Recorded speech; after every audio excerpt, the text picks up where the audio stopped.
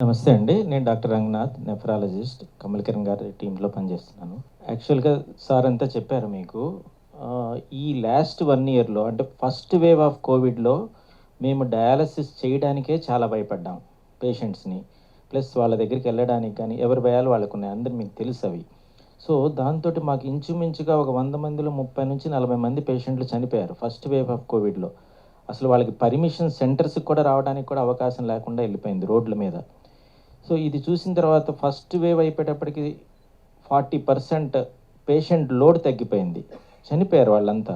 Second వేవ్‌లో ఏదో ఒకటి చేయాలి అని చెప్పేసి మేమేం చేసామనంటే ట్రాన్స్‌ప్లాంట్ అనేది ధైర్యంగా చేసాం అది. ఫస్ట్‌లో ట్రాన్స్‌ప్లాంట్ చేస్తున్నప్పుడు మా సర్జన్స్‌కి గానీ, మాకు గానీ, మా టీమ్ అంతటికి కూడా we are exposed. We are exposed to the patient. So, we don't know. అంటే మనకేంటనంటే ఫస్ట్ వాళ్ళకి కోవిడ్ ఉందో లేదో నెగెటివ్ వస్తది. రెండో రోజుకి, మూడో రోజుకి పాజిటివ్ రిపోర్ట్ కూడా రావచ్చు. బట్ అయినా చేసిన తర్వాత ఏమైందనంటే మాకు చాలామందికి కోవిడ్ అనేది అసలు చాలామందికి అసలు ఎవరికి కూడా రాలేదు. కోవిడ్ అనే లక్షణాలే రాలేదు. ప్రాబబ్లీ వాళ్ళకి ఉన్నా కూడా ఇదే ట్రీట్మెంట్ దానికి కూడా పనిచేసుంటది. సో, దాంతోటి మేమేంటంటే ఫస్ట్ వేవ్‌లో కూడా చేసినట్టయితే చాలా బాగుండేదని కొంచెం మాకనిపిచ్చింది. ఎందుకంటే 30% పూల్ అంటే 100కి 30 మంది చనిపోవడం అంటే అంత మంచిది కాదు. దాంట్లో చాలామంది యంగ్ వాళ్ళున్నారు.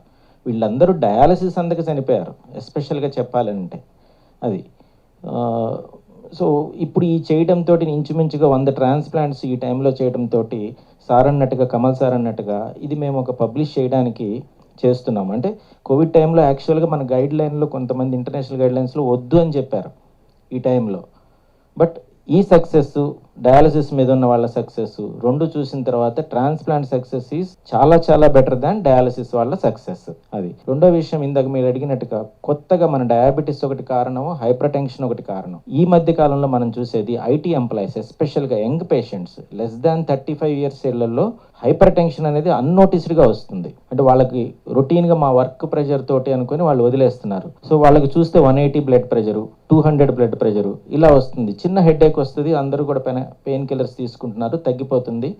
కొంతమంది లేడీస్ అయితే మైగ్రేన్ అనుకొని మైగ్రేన్ ట్రీట్మెంట్ తీసుకుంటున్నారు. వాళ్ళు over a span of 3 months, 6 months వచ్చేటప్పటికి కిడ్నీ డాక్టర్ దగ్గరికి వచ్చేస్తున్నారు. చూస్తే కిడ్నీలు 2 చిన్నగా అయిపోయి ఉంటాయి. ఇంకేముండదు. సార్ అన్నట్టుగా వాళ్ళకి వచ్చిన ఆప్షన్ ఒకటే డయాలసిస్ ఆర్ ట్రాన్స్‌ప్లాంట్. అంతకన్నా ఏమీ లేదు. సో, యంగ్ 35 సంవత్సరాల లోపల ఉన్న వాళ్ళకి బీపీ ఉంటే ఆ బీపీ 99% కిడ్నీ తోటే ఉంటది. ఇంకొక వేరే కారణం అనేది ఉండదు. ఆ రోజు మనకు కనపడొచ్చు, కనపడకపోవచ్చు.